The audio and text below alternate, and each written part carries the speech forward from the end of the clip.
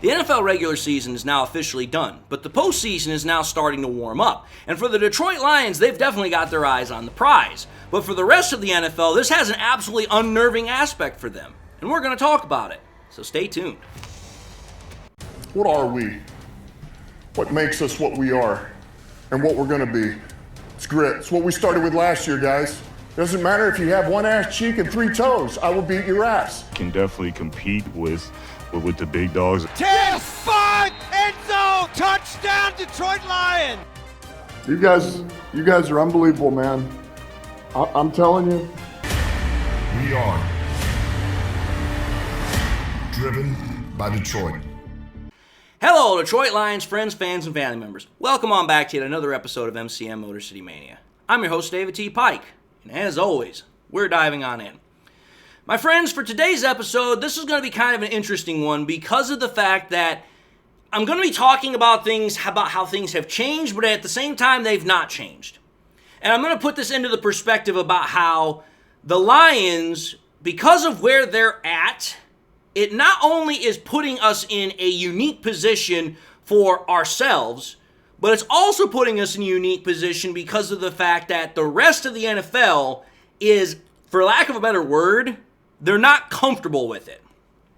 Let me explain. As we all know, for the longest time, the Lions were considered the laughingstocks, the doormats of the NFL. We were a bad franchise, a bad organization for decades. NFL got used to it. We heard all the jokes. We heard all the freaking insults, blah, blah, blah, blah, blah. We got used to it.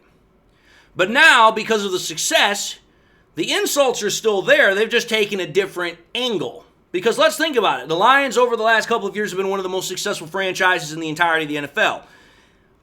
But we're still getting insulted. We're still getting disrespected. It's just now going in a different avenue. Now we're getting insults because, you have fans from other fan clubs that are saying that we're a dirty team. We play dirty. We try to take cheap shots on players. Total BS.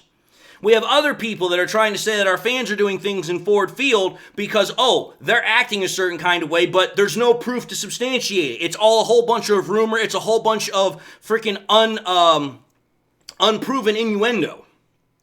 But yet, the Lions have become one of the most prosperous teams over the last couple of years, but yet we're still getting disrespected. We're still getting the insults. But like I said, because of that, the avenue has changed. Because think about it. The last 20, 30 something years prior to this, we were the ones getting dominated. But now, the opposite is true. We're the ones that are dominating virtually everyone. I mean, for crying out loud, when you have a season like we've had where we go 15-2, and the two games that we've lost we come up to a point differential of 10 points. Think about that. We've lost two games by a point differential of 10 points versus how many games were we won by 30, 40 something points. It's absolutely crazy how much the Lions have dominated the NFL this year and how the Lions have turned the NFL into the punching bag, whereas we used to be that. And because of that, most people, I'm not going to say everybody, most people have the Lions not only going to the Super Bowl, but there's an even growing crowd that has the Lions winning the Super Bowl. But despite that, the Lions' success is unnerving to the NFL, especially to the haters. It's unnerving and, dare I say, nauseous to others because the NFL is not used to the Lions being a successful team. And that is what I think is causing the NFL to be largely unsettled when it comes to this conversation about the Detroit Lions. Because like I said, while there's a large crowd out there that thinks the Lions are going to get to the Super Bowl and probably even win the Super Bowl, there are still a lot of prominent figures. There are still a lot of fan bases that look at the Lions and they just refuse to accept the facts. They refuse to acknowledge the Lions' brilliance. And the reason for that is because I believe it's unnerving to them. I believe that they find that to be such a heinous idea to them, that's so nauseous to them, that they will do anything in their power to try and discredit the Lions. But it's like, listen, dude, you can act a certain kind of way. You can be like that person that knows that it's coming but just won't acknowledge it. It's not going to stop it coming. It's still going to advance.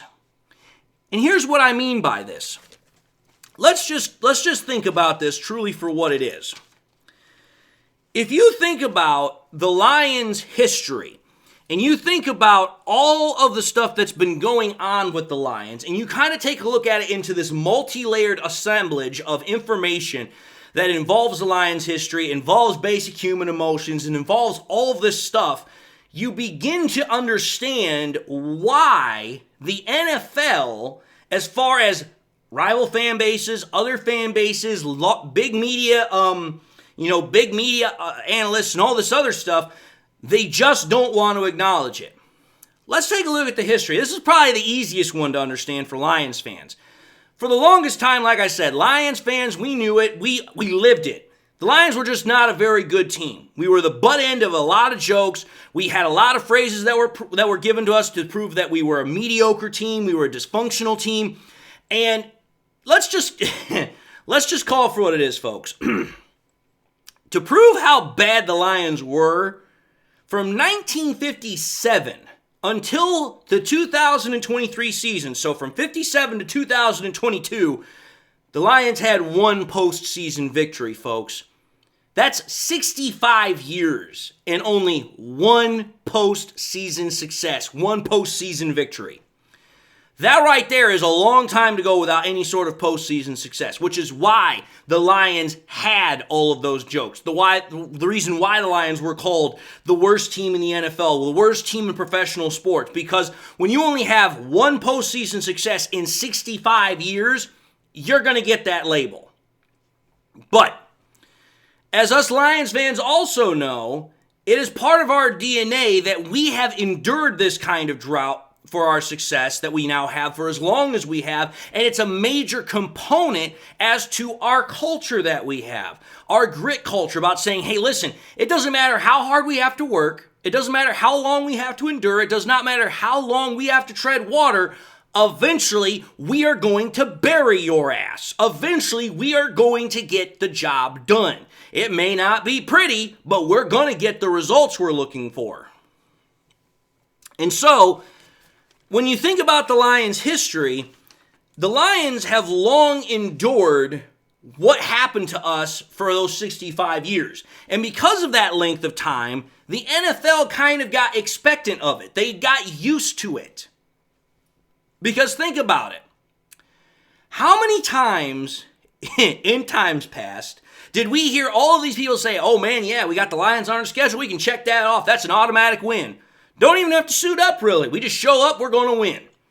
That was kind of like what it was in essence to be a Lions fan for a lot of years, because it was like nobody respected us as an opponent. It was like, listen, just show up, you're going to get an automatic win against the Lions. And not only was it that, a lot of people would say the Lions were never going to figure it out, we were never going to win, and that it all stemmed from the infamous Bobby Lane curse, or the curse of Bobby Lane, as people like to call it. And when you think about it, after 65 years, I mean, that's a long, large body of evidence that people had to have that expectation. But if you think about it, it's from that expectation that we learn and we see the first reason of why the NFL is unnerved by the Lions' recent success. Because, again, the basic way I can describe it is that the NFL has now become selfish and it's become stubborn. Many NFL teams have gotten used to the fact of the Lions being lovable losers. And not only have they become expectant of it, they have literally gotten so used to it that the fact that the Lions are now the opposite, they hate it. Because it's like, oh, well, now we don't have this team now anymore that we can always expect to get a win over. Now we have one less team that we can go to and say, hey, you know what? We can win over these guys. Now that's no longer the case.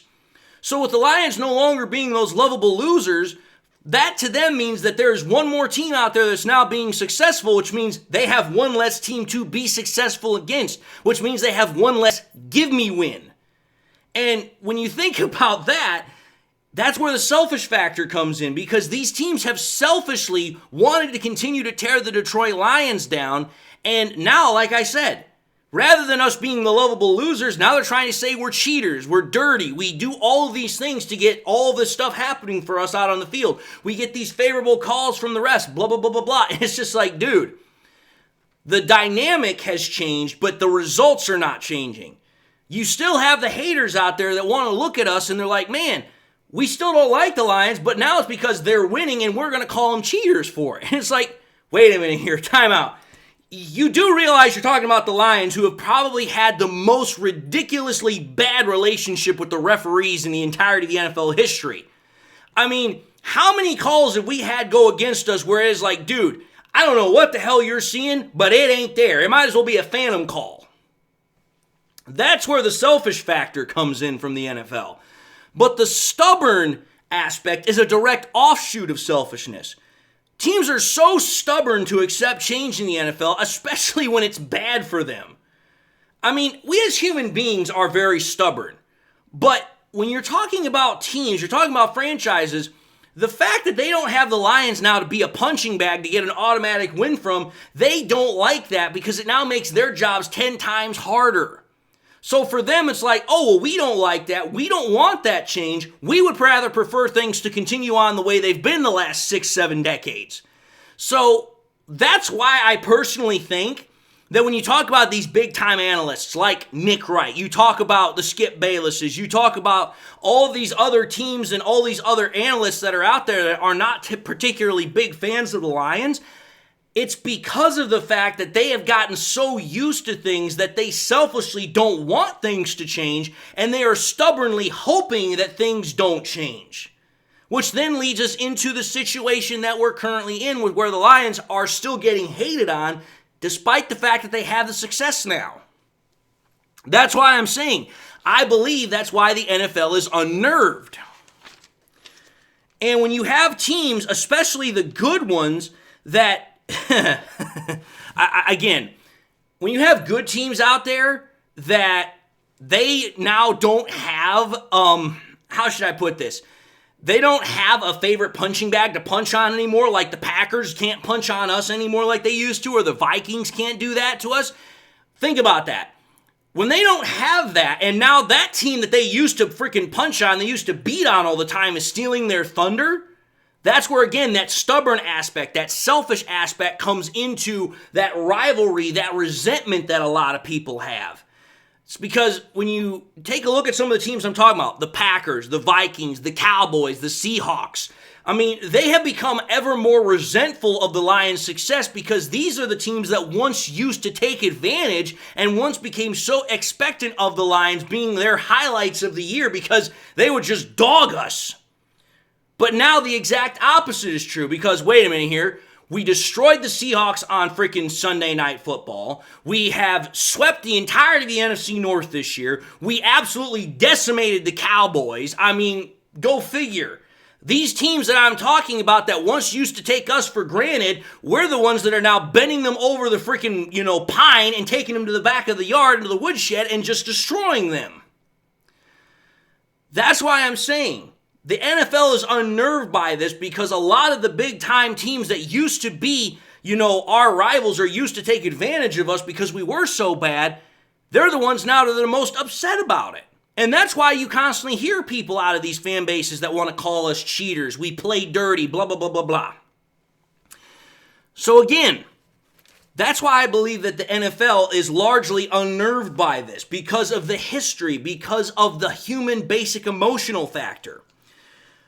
But I'm telling you this right now, if that weren't bad enough, let's just put this into further perspective here, folks. Another thing that truly unnerves the NFL is not only just how well the Lions as a team overall are doing, it's the individual components that the Lions have that are doing so well. Because when you think about it, you can have a team of good players that all join together and they play well together. The Lions don't just have that. The Lions have great talent, unique, one-of-a-kind, very rare talent on their team that no other set of teams in the NFL has got this kind of ensemblage of talent. And when you take a look at not only the unique level of talent that we have, but also how damn well it's playing, that's another thing that is drawing the ire, drawing the irk of the NFL and being that they're so unnerved by the Lions' success. Just to put this into perspective, folks, let's take a look-see at how well the Lions have actually done just this year alone. Let's take a look at our offensive playmakers here just for half a second. Take a look at Jared Goff's numbers this year. Jared Goff is second in the NFL in completion percentage, second in the NFL in passing yards, second in the NFL in pass per average per throw, fourth in the NFL in passing touchdowns, second in the NFL in passer rating, and sixth in the NFL in QBR. Other than that last statistical category of QBR, Jared Goff is a top 5, top 3 quarterback. When is the last time you can honestly say that a Detroit Lions quarterback has ever been a top 5, top 3 quarterback? Outside of Jared Goff, you can't. Not even Stafford was that good. But what makes it even more interesting, as I put up on the screen and I'm going to talk about here for a moment, is the quality of the games that Goff was playing in. A quarterback that had a perfect passer rating game, a perfect completion percentage game, 3 150-plus passer rating games, 7 125-plus passer rating games, almost a whole season of 100-plus passer rating games, 12 70-plus completion percentage games, 6 80-plus completion percentage games, 6 300-plus passing yard games, 2 400-plus passing yard games, 6 3 passing-plus touchdown games, and 2 4-plus passing touchdown games. You're talking about a quarterback that not only statistically is a top 5, top 3 quarterback, but the quality of the games that he's producing puts him in a league that nobody else has done this year. Think about that, folks. Jared Goff has played at such an efficiently high level this year, nobody has the ensemblage of stats altogether passing-wise that Goff has. I'm going to tell you this right now, even if I was to go to Joe Burrow and compare the two, Joe Burrow, even though he's got much more quantitative numbers, I can guarantee you this, the qualitative numbers are not going to be that much different. If at all, the Lions and Jared Goff are probably going to still have the better of the two. That is the sheer difference at what Goff provides for us as a team, as for our quarterback. But it's not just Goff, folks. Far from just Goff. Let's think about this. Take a look at freaking, Jahmyr Gibbs this year. Oh my Lord. For all those that wanted to say he was going to be a bust at number 12, I guarantee you this. They are finding the deepest, darkest hole in the NFL and the world and trying to find any way they can to delete the comments they had, because now Jahmyr Gibbs looks like he's the best running back in the NFL. Take a look at his numbers this year. Tied 11th for the number of rushes in the NFL, but yet he's got the 5th most rushing yards, 3rd most rush per average, 3rd most big rushes, so 20-yard rushes or more, and tied 1st in the NFL in terms of rushing touchdowns. But he also is tied 6th in the amount of catches out of all running backs. He is ranked 3rd in receiving yards out of all running backs, ranked 4th in catch per average out of all running backs, and tied 3rd out of all running backs for receiving touchdowns. Wait a minute here. So what you're trying to tell me, and as I just told you all, Jahmyr Gibbs is not only a top 5, top 3 running back running the ball, but he is a top 5, top 3 running back as a pass catcher. My God, what a freaking bust of a pig Jahmyr Gibbs must be.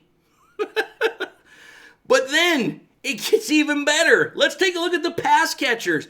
Amon-Ra St. Brown, 2nd in the NFL in receptions this year. 5th in the NFL this year in terms of receiving yards. He doesn't have the greatest average in the NFL, but he also is 3rd in the NFL in passing receiving touchdowns. So wait a minute here.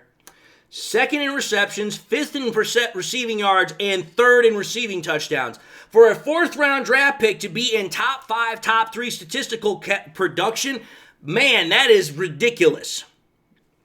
Then you take a look at Jameson Williams. A lot of Lions fans wanted to get rid of him, say he was a bust, say he was nothing but a damn headache.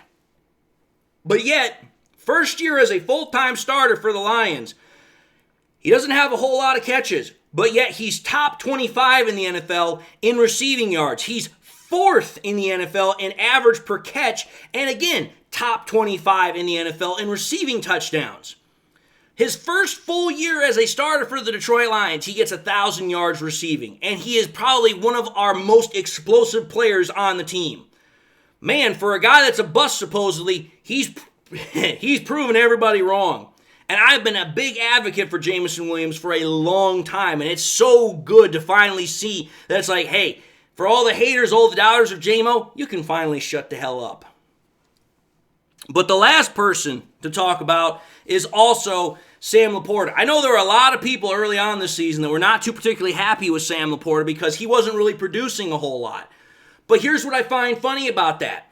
Sam Laporta finished this year out of all tight ends having the 11th most receptions, the 6th most passing yards, the 5th highest average per catch, and tied 4th for most receiving touchdowns. If you take a look at Laporta's production from his rookie year to this year, there's not much of a difference. So despite the fact that Laporta started off really slow, he still put up pretty much the same amount of production as he did last year. So for me, it's like, okay, you have a top 5, top 3 receiving trio in Williams, St. Brown, and Laporta.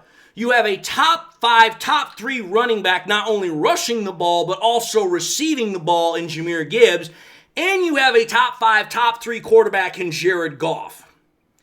Can you honestly tell me when there has been an NFL offense, NFL team that has had top 5, top 3 across the board for every single category of their offense? We have the best offensive line. We have a top 5, top 3 quarterback, top 5, top 3 running back, top 5, top 3 receiving trio. That's something that a lot of NFL teams are very envious, very jealous, very upset about the Lions having, because it's like I said, they become so expectant of us being a crap franchise, of us being a joke of a franchise, that now that we have all of these pieces that are just, producing like crazy, it's an envy factor for them. They are green with it. They despise the fact that the Lions now finally have competent management that knows how to build a team. And oh my Lord, we have got one of the best quarterbacks, the best running backs, the best offensive line, and one of the best receiving trios in the entirety of the NFL. And the NFL just absolutely hates having to say, yep, the Lions are a great team. They're a great franchise. They're a great organization. Because when you've gotten so used to saying the opposite for 65 going on 70 years, it's something that just does not sit well. It just does not ring off the tongue as easily as you would like to. But for us Lions fans, we've been waiting forever for it. And we are absolutely thrilled to hear it, whereas everybody else hates to hear it. So again, another reason why the NFL is unnerved by the Lions' success. But what finally brings, I think, the whole measure of the Lions' success that unnerves the NFL the most is that the Lions are merely not content with just getting one season of success. They're not content with just getting one great season, one Super Bowl. No. What I truly think unnerves the NFL more so than anything else in the world is that they know that the Lions are not just thinking in terms of singular entities. What they're thinking of is dynasties. They're thinking of sustained success. They are thinking of multiple years, multiple Super Bowls. And the reason I can say that is because when you take a look at this Detroit Lions team, it is by far the most complete. It is by far the youngest completed roster in terms of ensemble of talent in the NFL. I literally just pointed out how we have a top 5, top 3 offense, not only in terms of production, but also in terms of talent. That defense is getting better every single day. And if not for the injuries this year, it would be a top 5, top 3 defense. So when you think about it and you take a consideration all the talent that the Lions have that's under contract for the next multitude of years, and the fact that this team is as young as it is, but is also as talented as it is, you've got a team that has the capability to not only dominate the NFL like it has this year, but dominate the NFL for years to come. I've said it before, I'll say it again. Not only the Lions, I think, are going to go to the Super Bowl and win the Super Bowl this year, but I think that they have a roster that's going to allow them to do that for years to come. They have a roster that has the potential, the talent, and the capability to win easily for the next 5 to 10 years. And if, Brad Holmes and Dan Campbell continue with the methodology that they started with, they could make this last for a long, long time. So when you consider the history, the human emotion, the fact that other teams are envious of the talent that we have, and that because of the talent that we have, that's going to sustain and maintain our success for years and years to come, if not decades. Because again, I don't see Brad Holmes and Dan Campbell leaving anytime soon. That's why the NFL is unnerved by the Detroit Lions' success, folks. That is why they are truly 100% upset at the Lions having the success that they have, because they realize, oh, times have changed. The Lions are no longer the lovable losers. Now it's our turn to take the ass beatings. Now it's our turn to be the lovable losers. Now it's our turn to take all the butt ends of the jokes that we were giving the Lions for multiple years. And yes, I'm talking about the Packers. I'm talking about the Vikings. I'm talking about the Cowboys. I'm talking about the Seahawks. I'm talking about all of those teams that didn't respect us for crap. Okay, now it's your turn to get your ass handed to you for a couple of years, if not decades. Now it's your turn to be taken to the woodshed on a multitude of times over the next couple of decades. Because you know what? We took our lumps. We took our beatings. Now it's time for us to get some payback. That's why the NFL is unnerved at the Lions' success. I've literally taken you down the history, the human emotion, the talent buildup, and the fact that the Lions are probably the best team over the next, decade to become the next dynasty of the NFL. They have that capability. They have that roster. They have that dynamic. They have that culture. And I truly believe it 100%. But anyway, having said that, I'm going to end this episode and say thank you all for watching another episode of MCM Motor City Mania. If you like what you saw, by all means, highly encourage you all to watch the next episode. Also encourage you all to do one of these three things: like, comment, and subscribe. If by chance you subscribed in the past and you forgot to do so at the time, want to highly encourage you all, please make sure you hit that bell notification icon so that you guys never miss any more content that I push out. Also want to encourage you all, please share this content with your Lions friends and family members. Share it on YouTube, share it on Twitter, share it on Facebook, share it anywhere and everywhere you possibly can. And with that, whether it's your first time watching me or you guys have been watching me for a long time, I hope you all enjoyed the content. I hope you all got something out of the content that you truly enjoyed and truly liked. But I also hope, please, whether or not you guys like the content or not, you guys got something of knowledge from it. But I also hope that if you did like the content, you'll share it, and that way we can continue to help the channel grow and spread. And I want to say this. Hope everybody out there has got something that makes them happy, makes them smile. Please don't let anyone steal your joy in this world. It's one of the few things that we have that's absolutely free to have. So don't let anybody steal it from you. And with that, I just want to say, everybody, God bless. Hope you all are doing well. And until the next time we meet, I'll see you all in the next episode.